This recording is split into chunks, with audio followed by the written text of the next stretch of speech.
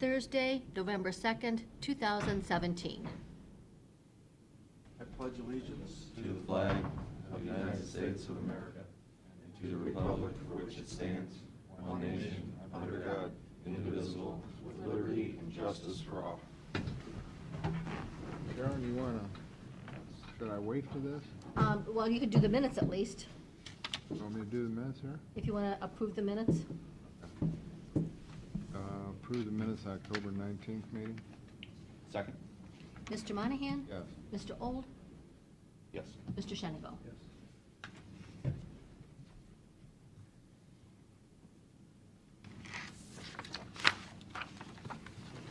Pete?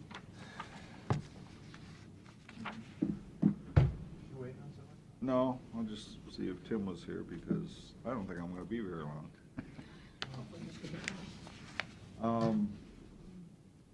You know, I think you may have seen some information on our planning department, but we got notice that we were awarded the latest $1.4 million CHIP grant that we applied for. Again, this is gonna include some money for the city of Sandusky, Huron, and Vermillion, and then the rest of the county. Also, I got notice from, through Ottawa County that the Erie Ottawa Airport is sending checks back to each of the two counties of the $45,000 that we gave them for the new AWAS system. I'm sure you probably heard Stan tell the story that that was actually hit by lightning, and they got insurance monies for it. And I know the last time I talked to Tim or Stan, they didn't think they were gonna send it all back, the majority of it, but they are sending it all back now. So we should be getting that check within a few days.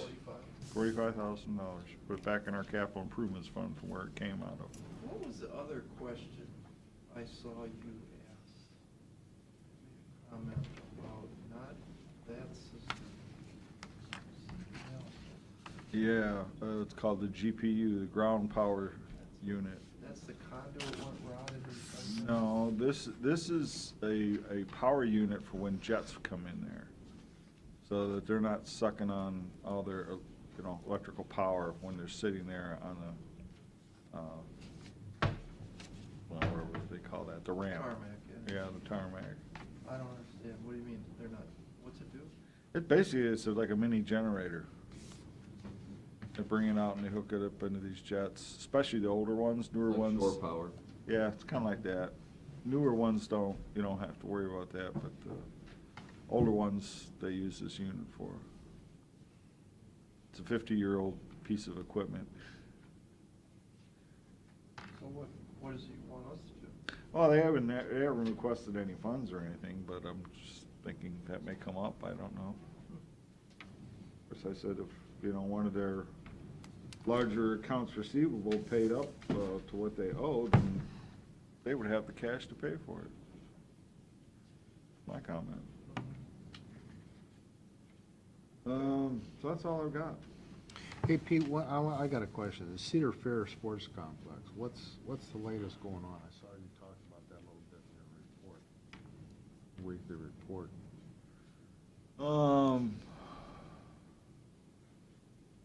Well, the latest is, we did an extension on the hiring the owner's rep, and also the initial $2 million deposit that we're gonna send in. Our bond council's got to update the trustee agreement that we have out there. We have to amend that. What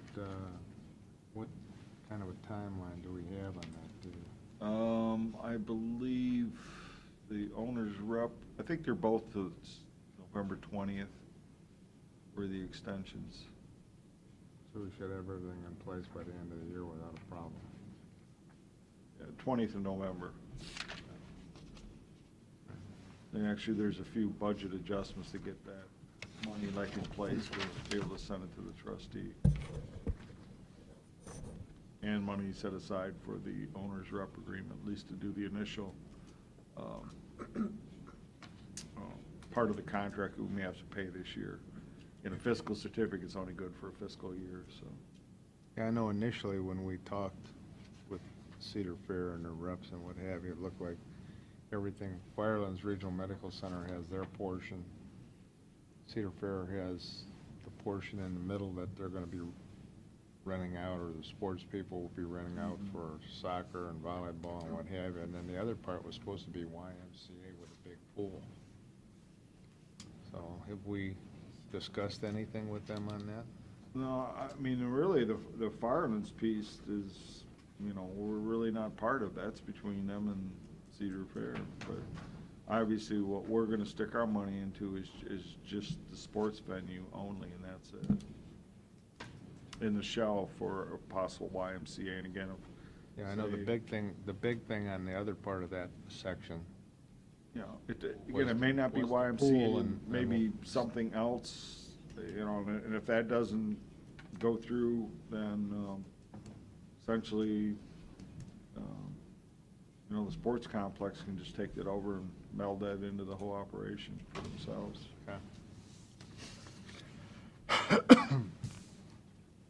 Pete, on this carpet here, it says the total for the carpet was $7,676. Yeah. And then this is for $8,082. Well, the purchase order? Yeah. Yeah, Did it you was get- 8,000 is what we approved. Oh, okay. Yeah, Okay. so they're within what we So he didn't do budgeted. any extra stuff? No. It was just the carpet? No, as far as I know. Yep, Judge Tony? Mhm. yeah. Mm-hmm. Okay. Ready? Tim, Kim? I don't know if you want to do your IT portion until the students get up here and then get into your EMA. Sure. Yeah, whatever you'd like there. Do I need to switch the screen for you? Yeah, I got a couple slides. I can skip down on the bottom here.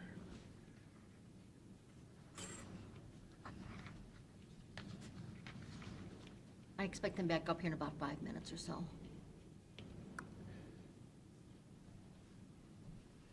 So going over quarterly report for EMA and IT. Some of the grants that we're looking at, we secured again our emergency management performance grant, $77,461 there. Finalized the Pipe Creek study, submitted that plan into Ohio EMA. So that was looking at kind of the reoccurrence flooding that we're having from NASA up to the bay on Pipe Creek, and trying to review what we can do to mitigate against that, and if we can position ourselves to better further some grant funding. So that plan was all coming together, worked out fairly well, had 2 or 3 community meetings, and worked with Stantec, a contractor out of Columbus area, to submit that into Ohio EMA. So everything we've submitted to them so far, they're happy with, and we're just waiting on the final approval on that plan. I know Perkins is working on looking at other land in the area, looking at what they can do for some of the issues that that creek area has in terms of the log jams, other water going in there, grade, and just stormwater management. LEPC plan, I think a week or 2 ago, you guys signed the proclamation statement for that. We submitted that down to the state, so we're assuming that'll be approved with them. And a lot more planning stuff and working with long-term health care, schools, water treatment plants. They are now required to exercise with local responders, local EMA, and have plans. So a lot of their funding is tied back to that now. So we've partnered up with Health Department and Hospital, kind of got a coalition going with the 3 of us to pull those groups in, especially long-term health care, and work on those plans, work on exercises with them. So we have a big full-scale drill coming up November 30th with the hospital, and we're going to do evacuations of their patients to another alternate standard care facility, and work on other departments either utilizing the hospital or the hospital utilizing them, so that they can evacuate these patients if for some reason one of those buildings has a large problem. And a lot of them are relying on some of the same resources. So if we have a big thing locally, we're trying to work with them to make sure we have enough facilities to handle everybody with the proper level of care. Just got off, well, we had a couple emails shooting back and forth about the website. So our beta test site will be up next week. So that'll be coming out to everybody on the crew and you guys to log in and look at that.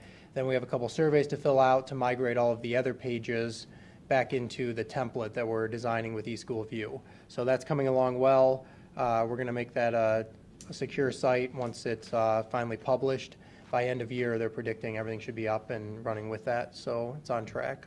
Did you talk to Pete yesterday about that eSchool? No. He wants, give him a call, 'cause he's redoing his too. Okay. And it just seems like, It was definitely an option they opened up for us in the beginning, and especially with any of the updates, to absorb any other county offices. So that's something that, with that contract, I'll talk to him and see what he's doing. So that's definitely an option. I'll get with Pete. he's ready to go right now, so. Okay.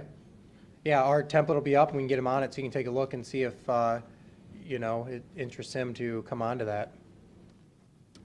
Updating the virtual servers and all of our hosts. So we are just going through an update process there that's kind of being pushed by the new domain controllers. So we're putting 2016 servers out in the county, so we're updating everything to all the new standards so we can do the proper backups, proper restores as needed. Everything's up and done with the Outlook and email server upgrade, so everybody's been utilizing that. Couple new features, and no problems with that currently. Have about 25 open tickets in help desk for different things we're working on through the IT side, so everything seems to be going fairly well there. The other thing I wanted to discuss with you guys was the Irma response that we did, and I know we have, I think the student's coming back up here in a minute. But any other questions on anything EMA or IT related? We recently put an email out. Summit County declared a state of emergency due to the opiate crisis. So that's something kind of new coming across. Nation has response and everything else. The president's declared also to certain levels. But currently there's no additional funding available because of that. But Summit County has done that to position themselves better if funding becomes available. They have been hit very hard, and they're at a worse status than what we are, so that is something to look at. I know Pete announced yesterday we're at a level 2 or stage 2 on the opiate crisis, and that's because we've had really good response. We've not had the amount of deaths and the other things that they've had. Summit County got a mobile morgue over the summer because they had so many deaths when they had a very bad batch or powerful batch of the drugs come through their county. So that is something to keep an eye on if other counties or if that increases. I think that probably will be something they'll be scoring off of or looking at with competitive funds in the future, but no funds available, and they haven't gotten anything because of that to date yet. What is the process for doing that? Is that something that we would declare, that Pete Shade declares? It would be some commissioners would have to do for the county. So, yes, and that would be in coordination. It'd be a health type crisis, so it'd be in coordination with the health department. But to be an official declaration, it'd be something the commissioners would have to sign through. Is there a list of criteria that need to be met to do that, or is it our discretion? Mine are more for emergency based, and it's funding, it's dollars, it's resources. So it'd be similar on that one, but it'd be more a discussion with Pete on that. They had just put together the figures of what it's cost them to respond and what they're looking at in the future. So really organizing those facts, and that's what we met with Pete yesterday about, is pulling in some of this GIS to show the need, to really put it on paper and track it on where we're dispersing the Narcan, what we think it costs to run these people through, what locals are, spending on that. So I think that's really what it would be organizing up to then say, yeah, this is going to be more money than what we have to be able to properly respond. And that's kind of what Summit County did and said, we don't have the resources to combat this, on our own. We're going to need some type of other funding and state response. How many counties in the state right now are in this program? That have declared, Summit County is the only county that's Not in declared. the program, but have actually submitted. Summit County is the only one that's declared. All the counties I know are responding and have, it sounds like, issues with it to some level. But it's more on a health department level. Not all the EMAs have participated in. So I'd probably defer that one to Pete. But I know everybody's feeling it. But I think Summit is the only one that I know of that is declared. And they just did that, I think, about 6 days ago. Sounds like it would be to our benefit to actually, with the opiate crisis that we have here and actually all over the state, to try to get in with some of the other counties. and they- Yeah, and Pete's in very well with them, and they've scored all the counties and said, you know, kind of where you lie, and we're in the middle there, so, and Pete has said, probably because we've done such a good job responding, and we've got close responders with Narcan, we don't have the deaths. And so it's unfortunate, we have a lot of people coming in out of the hospital, but because we don't have the deaths, it just doesn't put us in that severe category yet. Yeah, tier 2. So, why don't you tell them a little bit about what went on yesterday with the GIS? GIS, we're looking at partnering up with Health Department, Auditor's Office, the courts, Sheriff's Office, and JFS, probably some other players in there, trying to trend that data to see how the opiate crisis is affecting us, where we see trends at, how we can get ahead of it, how we can use analytics to predict where it's going to be based on trends that we're seeing, whether it be for who's coming into the courts, what drug busts and arrests and other things that we're having. And we're working with the Erie GIS software to plug all of our stuff in and try to get some apps going. So some different apps they have that they demoed or showed us yesterday, they can track and log who's coming into the hospitals with, you know, what complaints, what drugs they were possibly on. They're also tracking where they're dispersing Narcan, looking at just bed counts and charges that are coming through the courts and coming through the jail, so that then we can trend that a little bit and try to predict where we're going to be at and how we can prevent that and slow things down. So the GIS, you're using that to actually, To make like a heat map, and then the heat maps can kind of relate to each other. So if one starts building, you know that step 2 is then going to start building. We're going to start seeing these people come into the jails. We're going to start seeing children going into JFS care and things of that nature. So we're trying to connect a lot of those dots with everybody. It sounds like the health department's going to spearhead that. Pete's willing to start putting that stuff together. Some of that data is protected data, so we're trying to figure out what we can and cannot share on those things, and then also turn it into have a public account and a public website so they could also see it. So some of that will then trend out so people can see what's going on in the community, see the need, and try to get people into rehab. Can I interject something? Because of the opioid distributor manufacturer litigation that we're involved in, at some point, we're going to want to be able to quantify the amount of money it's costing Erie County Yeah. to deal with all this. So I just want everybody to be aware that, you know, if we get grants, if we're spending money, anything that we can do eventually to be able to say, this is the real costs we have, as best we can estimate. And that's been a hard thing to put your finger on, and I know that's a big thing Summit was, trying to do, and they had some articles out there, so if you Google some of those up and look at it, they're working real hard on the same thing, and I think they're in the same, suit also. So they have then come out and said, in the future, we're predicting this amount of dollars to be spent on it. So they're actually foreshadowing it based on some of the numbers they've been plugging in and connecting all of those entities that are having a response. So the other thing we wanted to talk about and have the kids hear about was the emergency response going down to Hurricane Irma. So under the EMAC, Emergency Management Assistance Compact, any state can ask for help from another state to respond to a large disaster or a large emergency. So, Let me cut in for a second. go ahead. To all the kids, this is Tim Jonovich. He's the one that if we ever have like a hurricane or a major disaster in Erie County, he's the guy that's in charge of coordinating all the services to make sure things go smoothly and you guys are safe in that. So he just recently went down to Florida to help out after the hurricane they just had. So that's what he's going to talk about. So we help work with the police, fire, and EMS on any type of response stuff. So the governor down there declared and said, we don't have enough resources, we don't have enough police, fire, EMS money to respond to this, and so they called in more people for help. So they'll work out of the rooms like that with all the screens and have everybody sit in there and try to coordinate what areas need help. And they'll put it on maps and they'll show where they had flooding, where they had heavy damage. And Lee County, the kind of red area on the right-hand map, was the county I went to. So we drove down there to assist them and worked out of their emergency operations center. which is where they coordinate the response efforts, and helped work on making sure that people's homes got fixed. We had volunteers out there, we had responders out there, we were getting power back to people. People had no electricity for 2+ weeks, and it was 100 degrees, so it was very hot and they had no air conditioning. So they had some really rough environments to work on. Some other people came down all the way from Alaska. So I had people from California, people from Alaska working with me down there in Florida. Big generators and stored water at the Emergency Operations Center there to make sure they were online. Those are some of the volunteers that came out to help.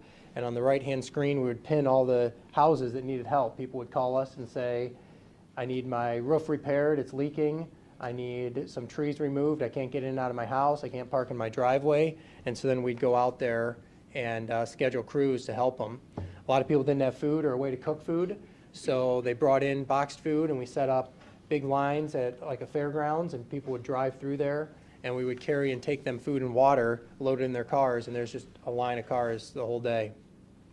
A lot of donated resources.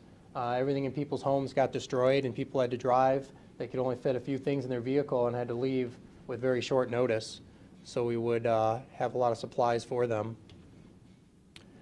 We set up a base camp there with big tents, so they came in like the circus and put up these big tents so everybody could sleep in them for all the responders, and that's what they kind of looked like at night with all the vehicles parked in there, and we laid out some maps of what that was. So that's what the inside of those tents looked like. So that was home for all the responders that were going down there. We had about 1,500 people in there. They had laundry service. Nobody had any laundry there, so you need clean clothes, and they set up cots for everybody and had big air conditioners and pushed them in there. It was 107 degrees on the tarmac the one day, so it was very hot outside. But they fed us, and it wasn't bad food, so they had steak the one night and put down mats inside the tents they set up, so you weren't getting any, mud or rocks or anything else inside there. And then we just went around and made sure the crews could help everybody rebuild. So we coordinated some of the emergency response with the volunteers and the donation management and worked with base camp. So that was one of the trailers right down there next to the camp we were at. That was somebody's house that got completely destroyed. And then that's another house on the right that we had to put tarps up on because all the rainwater was just leaking in because it peeled all their shingles off. A lot of high wind down there. And then we'll go through and the county gets reimbursed for any time and costs for sending people down there. So a lot of states responded. I worked with probably 15 other states. So, and just kind of an update on what we're doing with plans. Can you put that map on one time? I wanted to see Yeah. where the, I think it was right at the beginning. So I was in Fort Myers is where I was at, Lee County. So Fort Myers is in Lee County. I Yep. just- Oh, go down one more. So that was some storm surge, flooding, and the heavy damaged areas. Down in the Keys, you can see in the very bottom, that was real bad. We had another base camp in Big Pine. And then we had the Lee base camp and was actually at mosquito control. So that was good because we were kind of worried about mosquitoes because they'd been saturated down there. They had a flooding event before the hurricane. And so with all that stagnant water laying around, bugs were definitely a concern with that. But that's actually where they go up in airplanes and spray for mosquitoes. So there was none at base camp, so that was kind of nice. On the East Coast, looks like you had some stuff up there also. There was up on the very top, I think it was Nassau area. They got hit up in there. Lee County got hit pretty bad, and so did Collier County. The one south of me had more wind damage than flooding. That map was more showing storm surge flooding. But yeah, they were looking to assign everybody. Went into the state EOC, so I worked out of there the first day and a half, and then wanted to get down to a county. So I said, send me to a county that's got a lot of red on it. So I got Lee County. So it worked out well. The director was great down there. Very appreciative that you guys allowed me to go. Thanked me, so did the EMS and fire chief that I was working under in the logistics branch. So they were very happy we were down there. Wanted us to extend our stay. There was one other guy from Ohio that drove with me, but to do another 15 days was a little too much. So we ended up handing off to some people out of California, and then we came back. They stayed.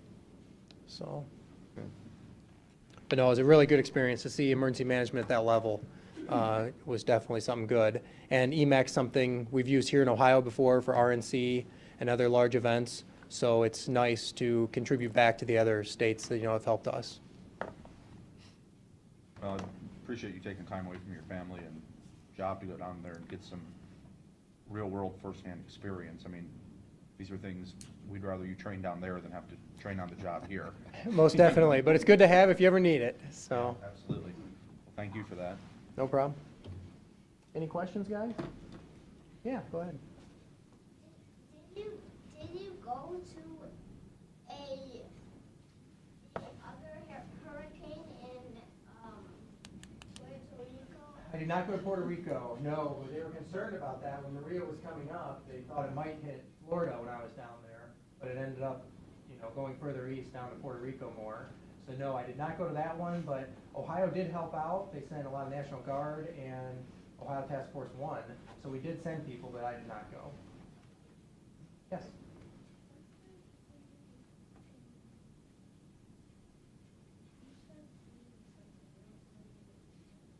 One other person went with me from Ohio. There was another EMA director from Wayne County, Worcester, about an hour south of here.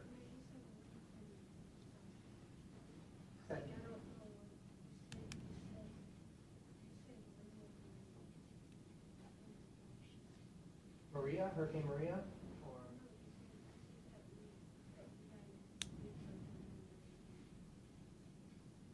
we just helped get all the responders and the volunteers to have jobs that they needed to work on. So we made sure they got to the right place and could help people get their electricity on and get their house back to normal. Yes, a lot of them did. Comes the other third Some were in grader. tents, some were in hotels, and some were, they had other Red Cross shelters too. Yeah. Yeah. How long did it take you? It took me a long time. It was almost 20 hours, I think, to get down to Suspects. Tallahassee, and then it was another You 5 hours and from there Dave to get down talked, to and Lee County, thought Fort you and Myers. Brian were gonna finish A lot of those. driving. Yeah. How long does it usually take when Okay. to build a new house? All right. It can take a long time, so they put in Meet some with both- temporary housing for both of people, them. and they were putting them up in other houses because Yeah. it takes so long to rebuild, and sometimes insurance doesn't cover things, and you have to get money for it. So they're still rebuilding now, even, months after. No, we don't have to do that because we're only two. Real quick, go ahead.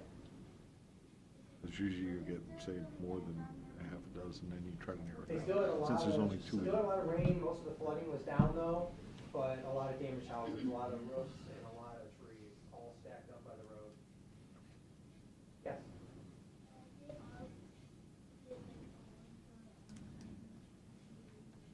No, not all of them, just the roofs on a lot of them.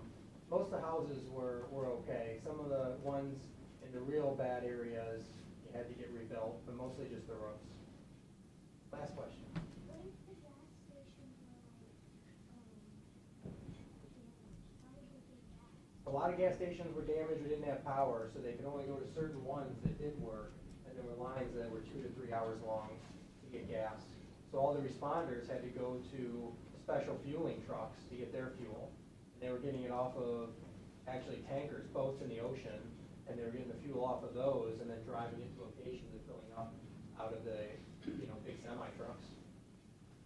That's how we had to get gas. All right. Well, glad you guys came up today. Hope you have a good day and tour. Yeah.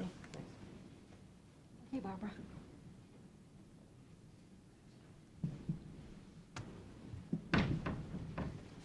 Good morning. Morning to all the kids. How are you guys? Good, good. Getting a little antsy. Are you going to come back and see me a little bit? Show the dogs? We don't have a lot, but we have enough for you to pet, okay? That's my quarterly report. Dogs handled 242. We're really up this last 3 months, have been really busy at the pound. Calls, same thing. Humane complaints, it's about the same. Tag sales were actually 80 below what we sold last year. Hopefully we'll make it to the end of the year. We only have 1 more month, so it's going to be close. Money's up a little because of the penalties, so what we don't get one way, we get the other way, so. Most of the stuff's on there is what I pretty much do every week, every month. Sandusky Register, we do a live video every 2 weeks, the radio, pictures in the paper for dog adoption. It all helps place the animals out there, it gets exposure out there, and I always stick in something about having to license your dog, keeping it up. In the summertime, we promote the heat, you know, making sure the dogs aren't, you know, kept in cars or locked outside without food or water, or, you know, the heat problems without shade and that. So it really helps to have that kind of exposure, and they do a really good job.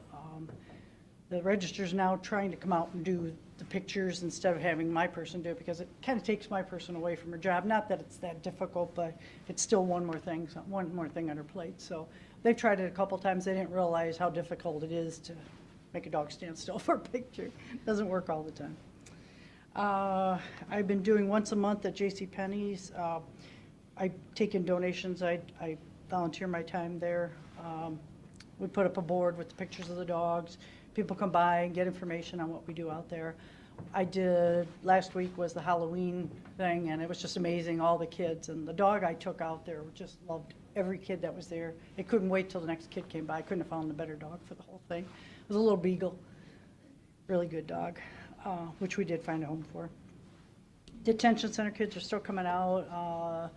Not as often. I don't know if they don't have enough coordinators or whatever to take care of the kids to come out. We always have to have somebody come with them.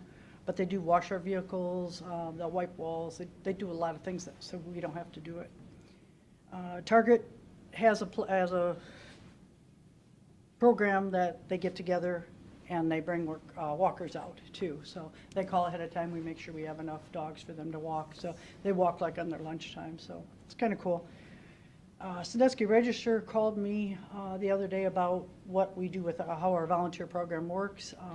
Apparently they're trying to do something in Huron County and wanted to know how our volunteer program works and why we have it. And I said, it's basically the dogs are in cages, they're strays, we don't know a lot about them, we handle them enough to know they're people friendly, but until people actually work with the dogs or take them for walks, we get a lot of feedback from our workers.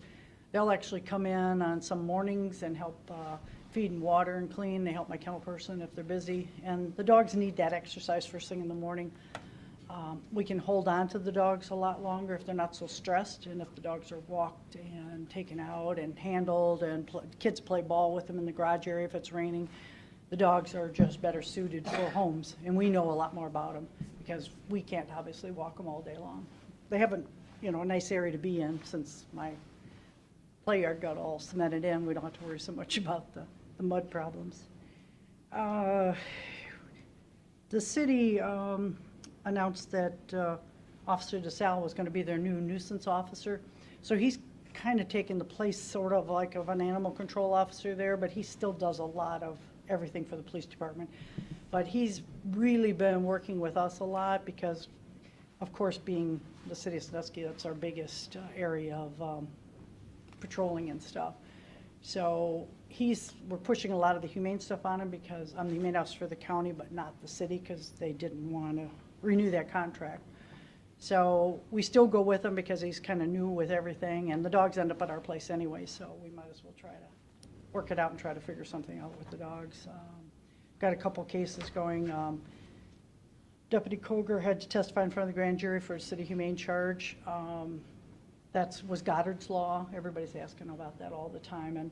And those are some really bad problems. And in this case, there were animals found dead on the property. So, of course, we ended up having to be involved in it.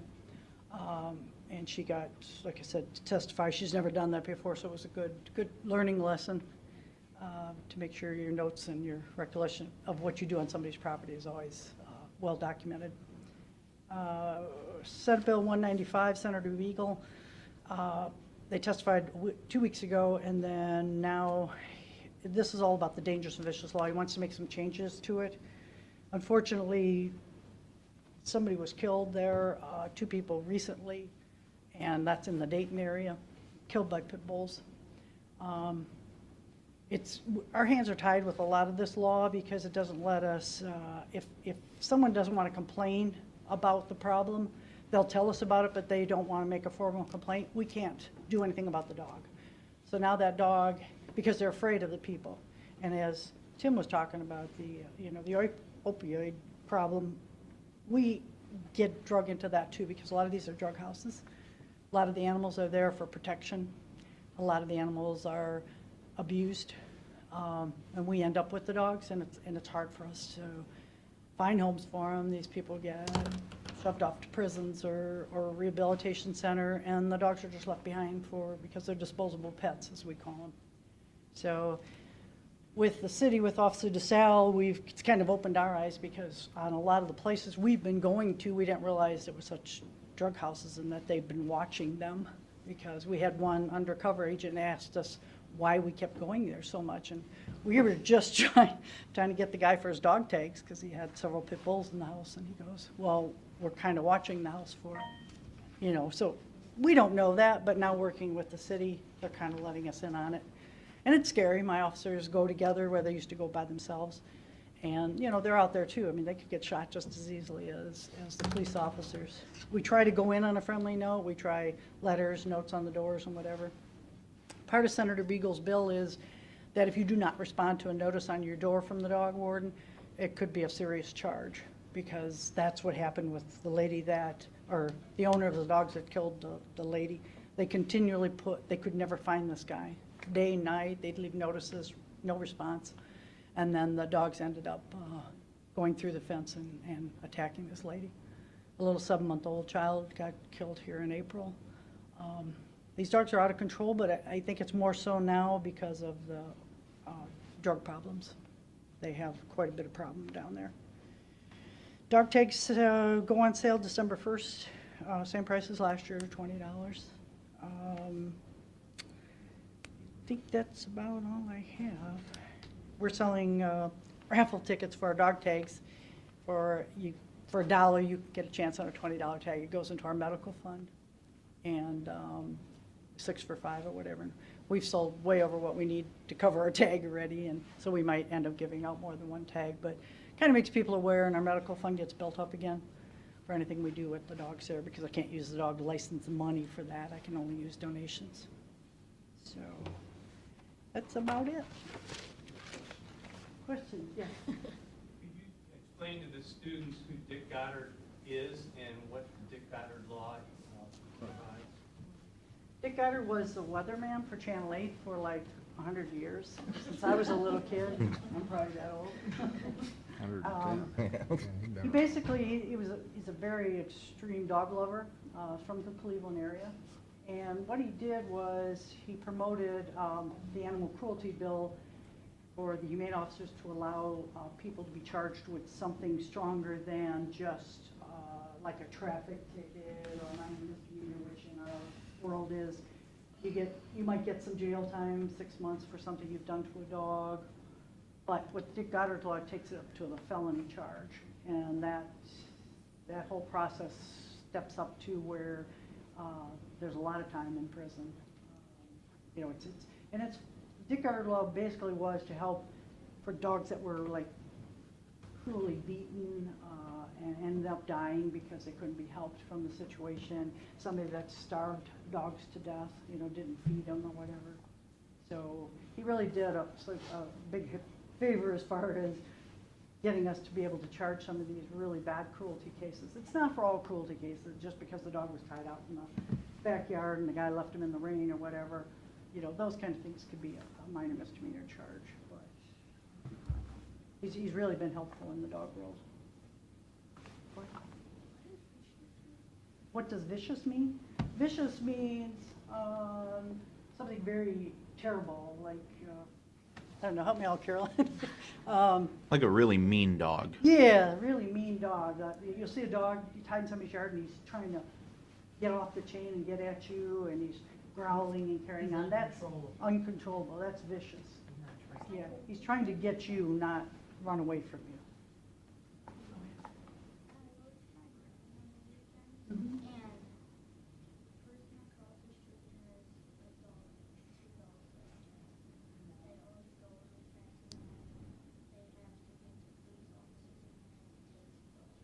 Right, yeah. You have to be careful whenever you're out there with dogs. If you see something that's happening, make sure you go tell your parents and make sure that they notify the police if the dogs are out. And you guys do not try to touch the pets. We call it stand like a tree. You've got to keep your hands to your side. If that dog comes at you and you have nowhere to get to because that dog can outrun you, always stand there and ignore the dog. You run, gives them something to do, they'll chase you. And believe me, you can't outrun them. So always tell your parents, don't be out anywhere where you see a dog. Don't approach a dog that you don't know. I can answer a lot of these questions when you guys come back to the pound to see me, so the commissioners can get on with their business. Would that be okay? Because we'll have a little talk in the garage, and then I'll show you the dogs later, okay? Right. Anything else? No, thank you. Thanks, Barb. See you in a little bit. So Pete.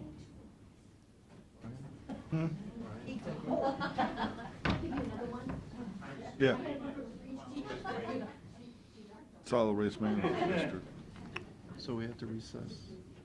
Yeah. You ready? Hey, before you leave, do you want to have them come up here and take a picture with us? If you guys just want to line up right here real quick.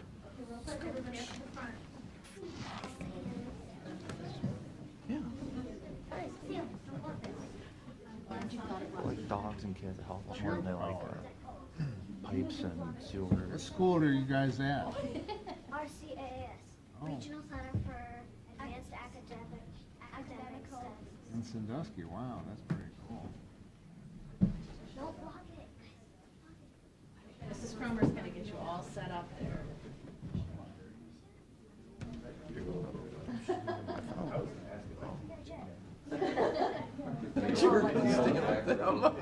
Hey, Matt, Carolyn can take a picture of everybody. Good with this. Yeah, let Brian do it. I cut off heads. Hey, Gary. Okay, everybody has to look this way now. 1, 2, 3. Stand still, we got one more coming here. Got one more. Carolyn, you want to grab this take one for me? We'll get, I will tell you, this means you're gonna be on Facebook, because Mr. Monahan puts everything. Right here, no picture. Is this Vance? Yep. why don't you get back here, Carolyn? Oh, no, thank you. Everybody ready? Smiles. And good. What do you guys say? Thanks for coming out. Thanks. Very much. Yeah. That's it. I want to pet a little baby husky. I want to pet a husky like my. So we have a motion to recess into solid waste. So move. Thank you guys so much. We just need the clerk now.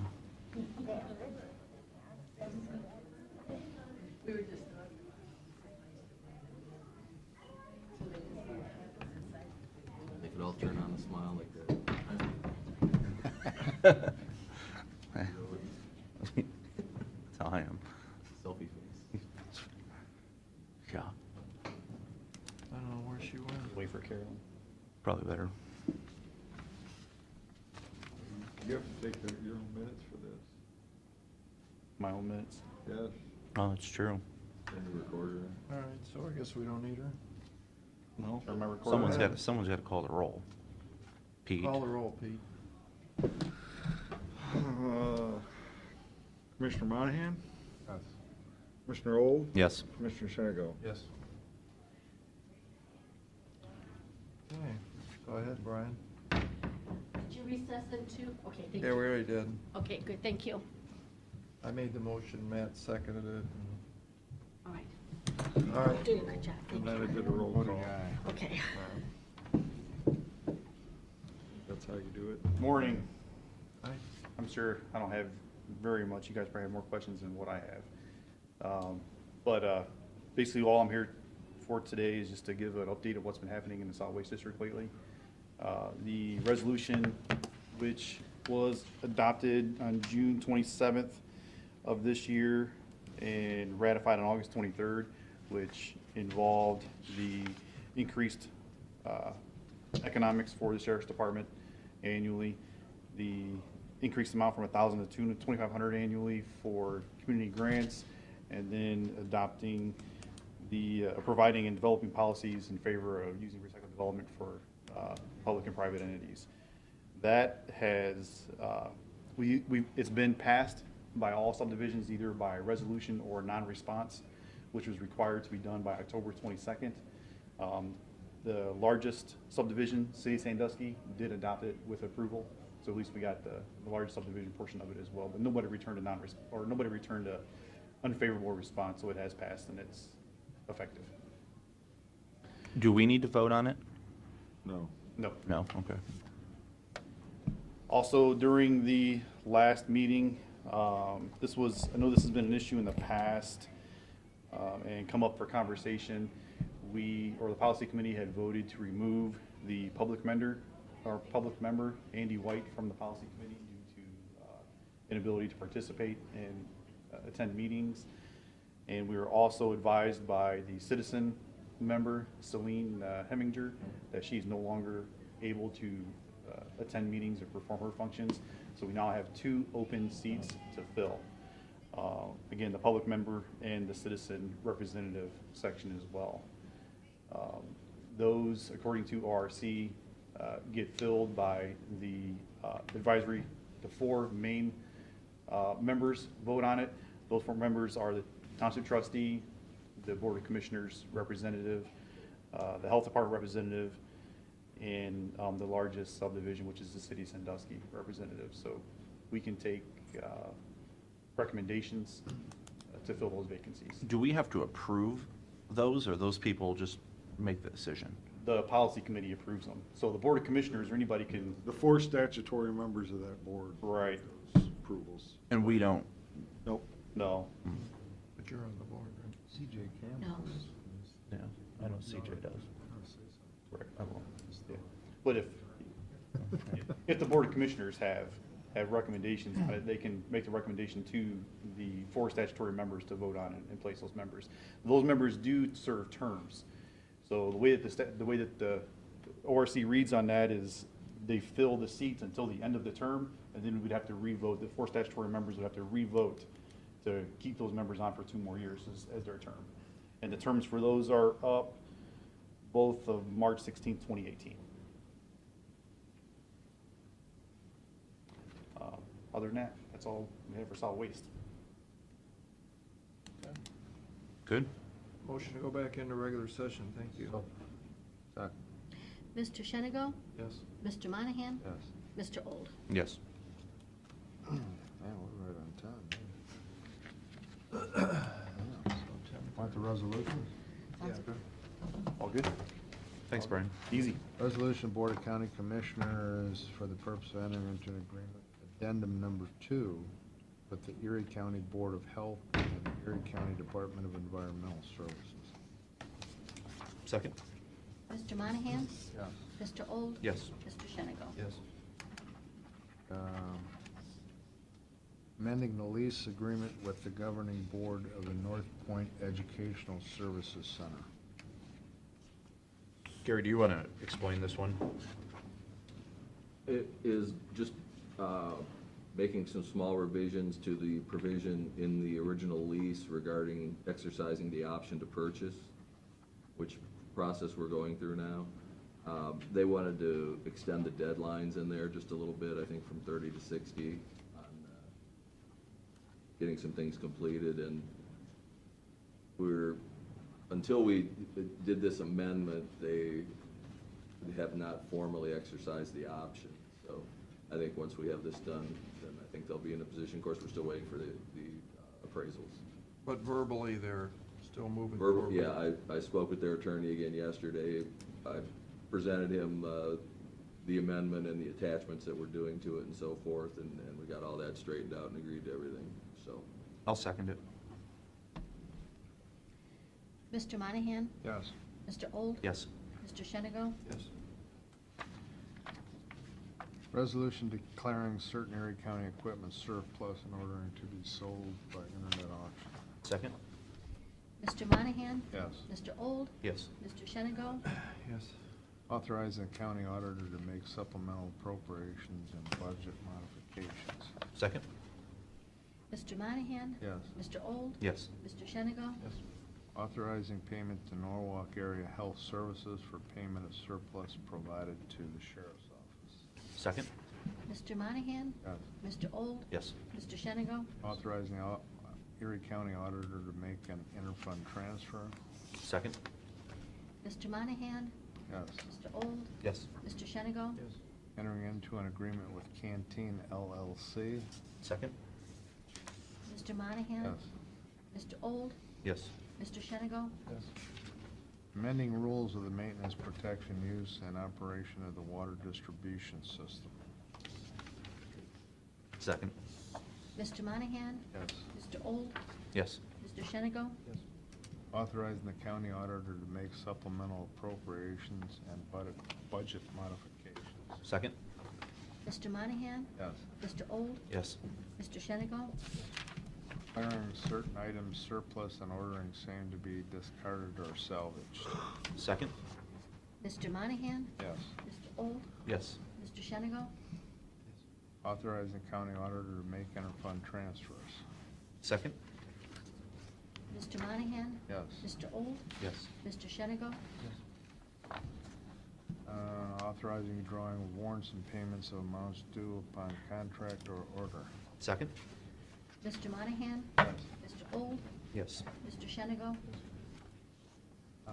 Releasing funds collected pursuant to order revised code sections 3113-34 and 2303-201 to Safe Harbor Domestic Violence Shelter.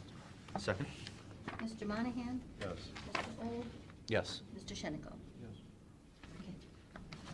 I'll move we recess until Lori's here. Mr. Old? Yes. Mr. Monahan? Yeah. Mr. Shenigo?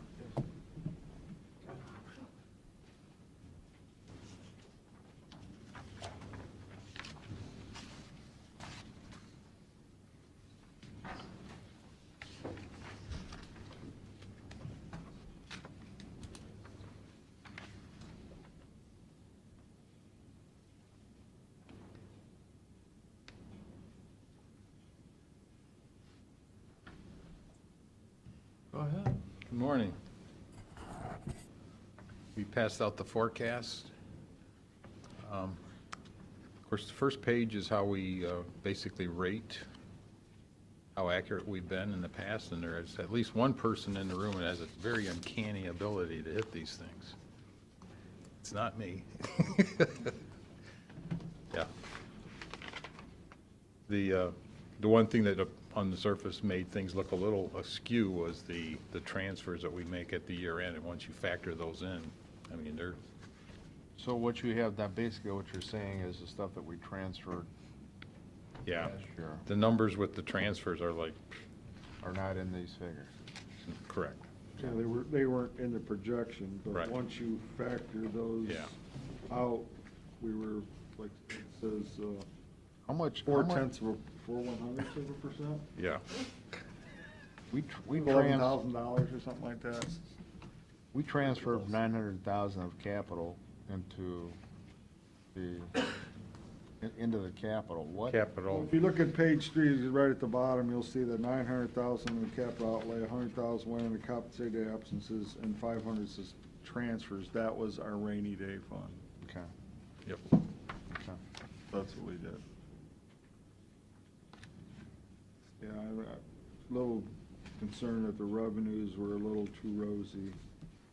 So that what that says is when you turn around and do your next year's, that better adjust for that.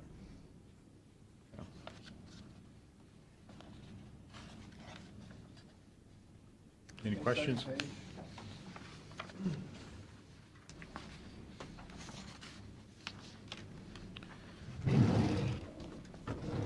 The next page we talk about is the assumptions that are made. Certainly, when we analyze the general fund, we're not including, you know, the sunset sales tax or the sports force activities.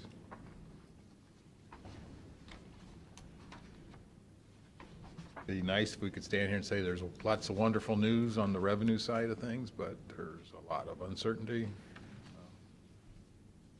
We see some improvement, but then, what's going on with the Medicaid managed care, the sales tax, and how it affects the, besides sales tax, local government funds. Yeah, just a little detail on that was, again, the state's gonna give us $153,277, I believe, make us whole for this calendar year, which we'll get a check this month and then in January, and we have to deposit that in a special fund. And the board has to make a decision where that money goes. Way I put that part together was, we're just gonna leave those monies there and we'll transfer it next year, the general fund, to make up for some of the loss that we're gonna fully realize for the whole year on that over $600,000 that we're gonna lose. And then also, we did include a number for what the current Senate proposal out there is. Again, what happened after the budget was passed, the governor, didn't allow this MCO increase to go towards, now the state's doing it for themselves, but they're not for any of the counties. Then after the budget was passed, the House got together and said, no, we're gonna veto parts of that. Then the Senate has to go back and do the same. The Senate says, nah, we're not gonna do this, but what we will put on the table is $50 million that will give all the counties and transit authorities to cover roughly, 7 million, I think, that they're all losing. And, I know our CCO, we said, yeah, we'll agree to that, even though we don't like it, we'll agree to it. So I did put an allowance in for that, but we don't know what that allocation is gonna be. I'm assuming we're gonna get a crappy allocation. Instead of, you could say roughly 150, I did 110. So that's kind of how we did the sales tax.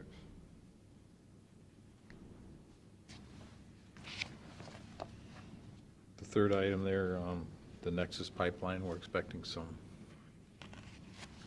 property tax increases from that.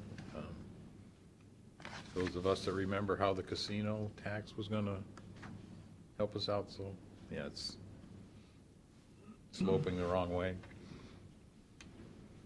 We are getting back some of the cost allocation from the Meadows, and then the health insurance advance is anticipated to be repaid next year.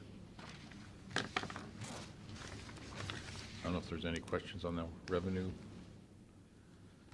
side. On the expenses, many of these things are fairly similar, but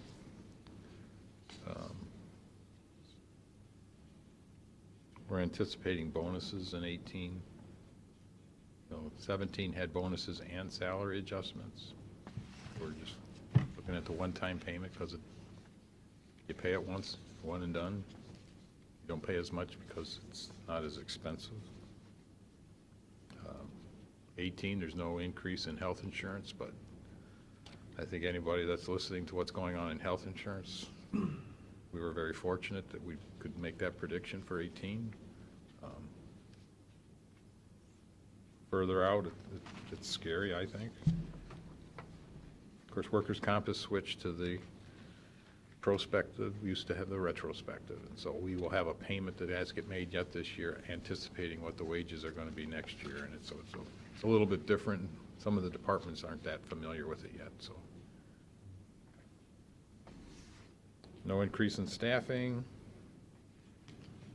Operating expenses pretty steady. The murder trial capital cases are, I don't think we've heard of anything, but. No, there's I think 2 out there. Okay. Item 8, child custody costs. I think those remain concerns. There's still always needs for capital funds.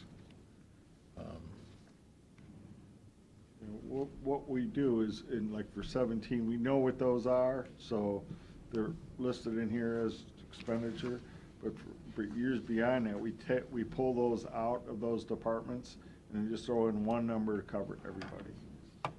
So in other words, it's just an example, which comes up every year, and we know we're gonna do it, is usually replacing sheriff's vehicles.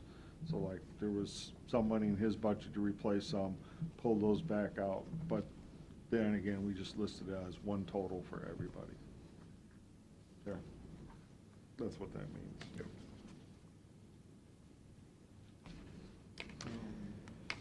Item 12 there, the office building debt that was defrayed by the sunset sales tax. So that's a huge savings for the general fund. And just note number 10, you know, something we talked about when we talked about this first variance, you know, that we did not have that, you know, year-end transfer in the forecast last year. This year, we put it in. So, You know, I'm looking at your graph here on general fund trend 1986 to 2021. In 2015, didn't our receipts exceed by like almost $2 million, our expenditure? And then the same way in 2016, it was like $1.5 million. But I'm looking at your red line, receipts and expenditures, it shows that they were flat.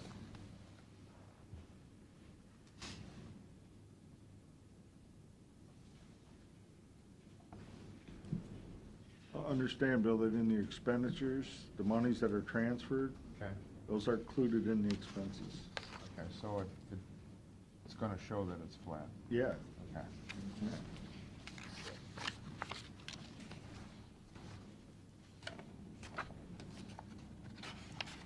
That's why if you go back, you look at that graph and that green, which is our fund balance, or that blue is the fund balance, yeah, from like, it looks like roughly 2013 through 2017, that it's, even kind of 18, it's just pretty flat.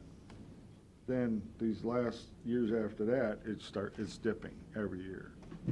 So in other words, those years we're showing bigger expenditures than more expenditures than what comes in. Okay. Our expenses are going up and our reserves are going down. Yeah, because our revenues can't keep up with the expenses. So, Projected. Yep, projected. So essentially what we did is, we're looking at, 17 still pretty good. Again, Bill, you just mentioned a pretty good trend. We had $2 million monies we set aside, $1.5 million for next year, this year probably $1 million. So if that trend, we're dropping $500,000 every year. And with the loss of $600,000 in sales tax next year, which we know that's gonna happen, that just puts us right to basically break even. For 18, actually it'd be less if we didn't put in the one-time transfer from the health insurance. So basically what we're kind of lining up is, okay, we've got a one-time revenue source in 18 for this advance that's owed the general fund, that we'll look at doing, say, like a one-time bonus, so a one-time revenue, one-time expense, and that evens things out. But beyond that, if we go back, start from 19 on, and we go back to things that we've been doing, like, percentage of increase in pay raises, health insurance premiums going up. Again, we still got these unknown costs of child welfare and some medically related expenses in some of our other budgets that, if those go on like we think we will, we just don't have the revenues to cover it. So, just a point of clarification, the general fund employs roughly how many people? I want to say between 220 and 250. If you gave them 1%, did anybody ever do this math? 220 times It, 60, 50, 40,000. it's roughly about $100,000 per 1%. Is what it costs. Roughly. Yeah, that's the number I'm Roughly. looking for. roughly. No, not 100. Well, here's the thing. That does not, that never includes the sheriff's department bargaining unit. Where I'm going with this is the. So really, I think the general fund is more like probably closer to, over 300, not including the sheriff's department bargaining members. I think the interesting graph would be how do we move from 26, 27, 28, 29, 30, as we watch those go up, it's healthcare, salary increases.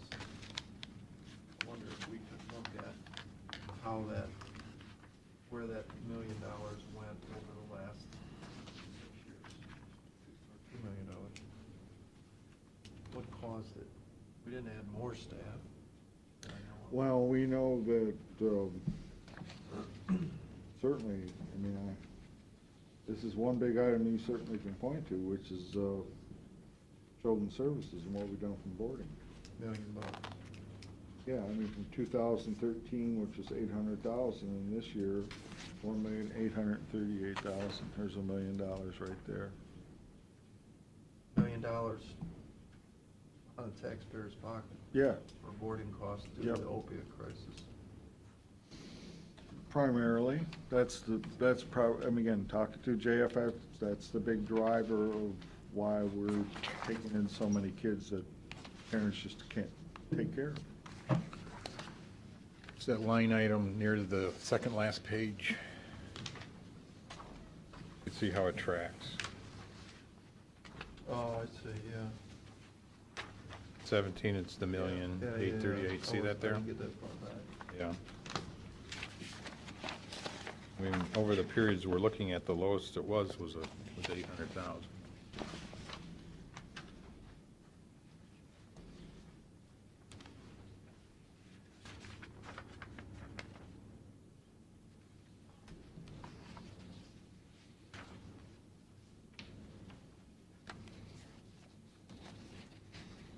I know going forward, we've somewhat flatlined it.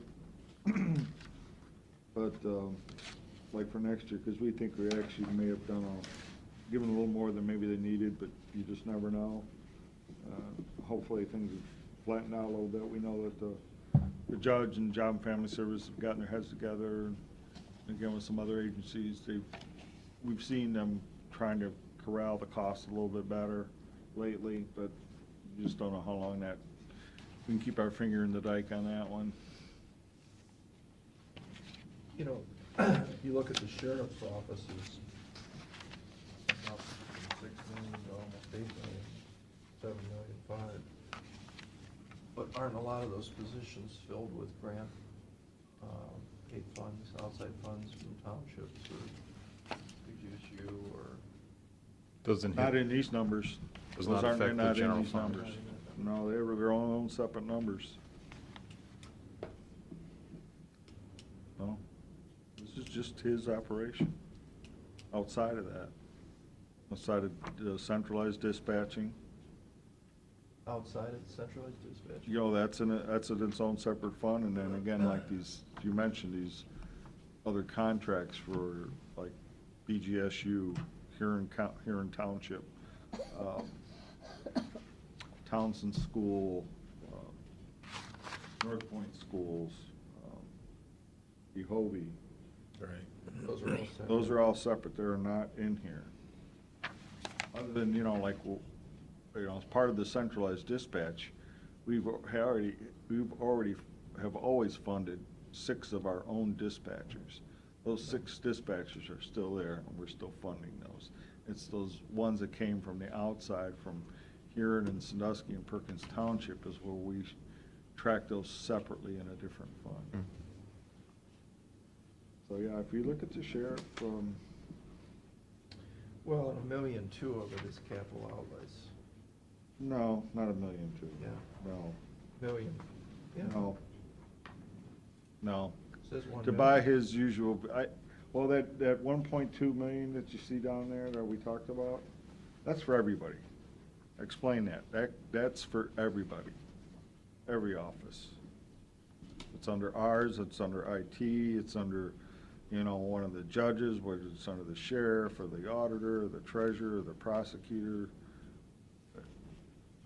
We don't block it out for each one, we just put a whole number for everybody. Capital. Yeah, because, it's not unusual that we would get requests anywhere between, it'd probably exceed 1.2 million every year, probably closer to 2 that we get requests for every single year, and that's just in the general fund. But in 14, you only had 133,000. And before that, it was 0.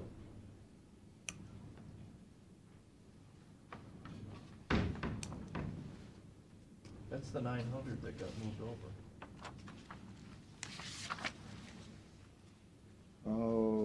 In 14, right. Because it's sunset. No, No, it's just the way we used to do it. well, what that was from was 14, we had, we're seeing we had about a $400,000 surplus, and we split that up into three places. In other words, that 133 got transferred out to a capital improvements fund, and it's being held for something else. It's not an expenditure. But my question originally was, when we used to spend 26 million, now we spend 29 million. $1 million of that is in capital that wasn't there when we spent 26 million. I'm still not following you. I'll talk to you. I'll show you. All right. I see what you're saying. That million that we have on that line for capital outlay needs. Yeah. He's asking, what is that?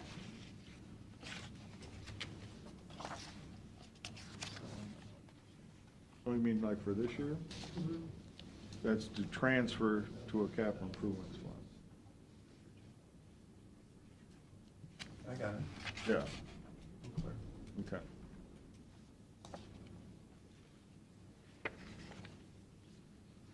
In other words, it's for things that we haven't yet approved, but more than likely we will down the road.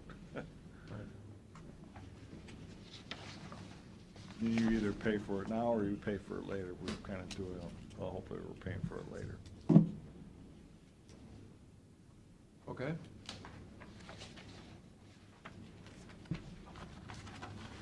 Good. Nope.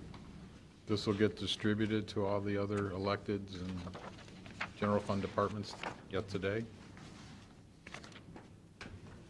See what their reaction is. I know we'll now move into the budget policy Yep. Let's phase get of that group things. together. Remember, that's part of my appointed committees, I do with all the department heads. I Right. think we have 3 department heads that are supposed to be on that. Right. Okay. Yeah, let's Yep. get those meetings going. Right. Well, and the auditor's office has participated this couple of years. Well, It's up to you. that's really more of an advisory than an actual member, I understand.